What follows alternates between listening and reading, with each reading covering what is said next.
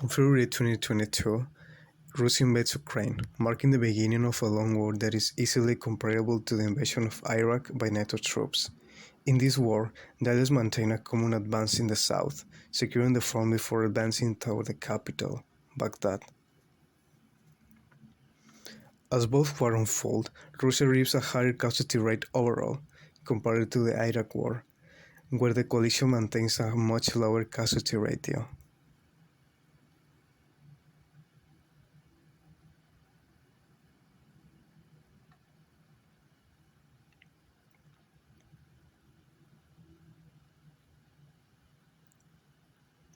On the fifth day of war, the coalition reached 20 casualties, while Russia and Ukraine reached 1,000 casualties.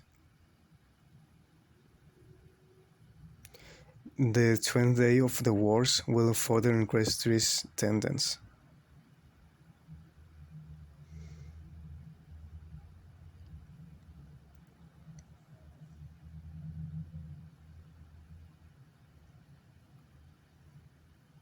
The coalition already taken Baghdad, and Russia seemed to achieve the same with Kiev, advancing rapidly from the south and launching landings from the south of the country.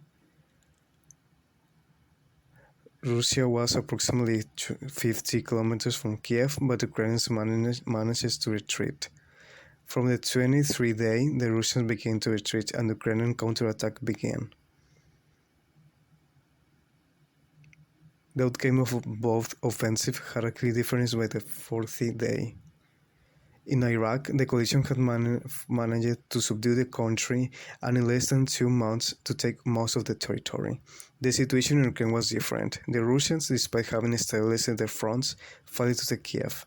The Russians had been driving in less than 1 week from the entire northern front, and in the eastern front, from the Ukrainians began to push eastward. Although the war continues, the victory, although partial, is more than obvious for the Ukrainians by preventing the main objective of the Russians to take over the country. A situation that seems like a miracle, and it's worth asking how a minor country like Ukraine manages to prevail Russia. Well, meet Colin Powell. Hello, beauty. I'm Colin Powell, and I'm going to teach you how to fight a war if you're a part of a democratic nation. 1. The United States should not deploy forces unless the education is absolutely vital to our national interests and those of our allies. 2. If we decide to deploy troops, we must commit ourselves and do so with the clear intention of winning. If we're not willing to expend the resources necessary to accomplish our objectives, we shall not spend them in the first place. 3. If we decide to deploy our troops and resources, we must have clearly defined political and military objectives.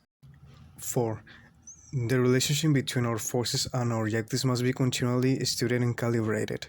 Conditions and objectives invariably change during the course of a conflict. 5.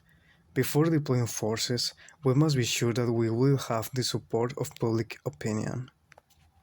In both cases, the objective of war is to ensure the survival and resources of the essential factors to maintain power. Only in the case of autocracies, the essential actors are a few individuals, and in a democracy they are millions. It is the same game, the same rules, but the political strategies are different. In democracies, the army is composed of the interchangeable, so their only job is to defend the power structure from external threats. In a dictatorship, you can't afford to give weapons to the people. The job of the army is to protect the influential and essential from external threats, but also from the growth of the interchangeables. Broad hierarchies only enter into war when victory seems certain. Otherwise, they will seek to resolve their conflicts peacefully. Short hierarchies enter into conflict even if the odds of victory are not in their favor. Autocrats will make a good initial effort, but if the war gets stuck, they will withdraw before it becomes too costly. Democracies cannot do that. The perfect example is the Six-Day War. On one side were Syria, Egypt, and Jordan. On the other side was only Israel. The combined forces of the Arab countries were 160,000 men. Israel could barely put 75,000 men on the battlefield. From a balance of power, the result is surprising, but from a political survival perspective, it is very predictable. 6 days later, Israel had captured the Sinai, Jerusalem, and the Upper Jordan River. The Arab forces were devastated, and Egypt accepted an unconditional defeat. Because in an autocracy, the national budget is used to buy the loyalty of the generals. The dictator of Egypt was not elected by the people. He was not kept in power by the vote of the majorities, but by a handful of generals. Lives are worth more in a democracy than in a dictatorship. But how much more? We know that Israel had $381 million to invest in its army. It might spend 30% of the budget on buying the loyalty of its essential people. But how many essential people does the Prime Minister of Israel have? Well, with the voting age population is 2,060,000 citizens, even if he only needed 25% of their votes, there is still 605,000 essential people.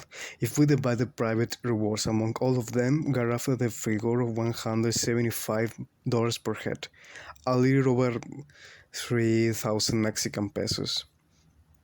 It is in the best interest of the First Minister of Israel and the people to invest those funds in making an extra effort to win the war, in armaments, better quality training for its soldier. In the case of Egypt, its war budget was larger, around $500,000 million, and the government did not depend on the people, but on 1,000 essentials.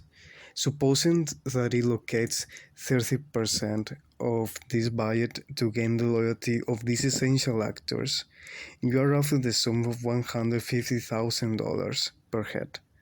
The dictator of Egypt will have to ask these generals and bureaucrats to sacrifice a much higher figure, and if enough of them do not like the idea, he will run the risk of a coup of state. There are times like this that the smartest decision an autocrat can make is to lose.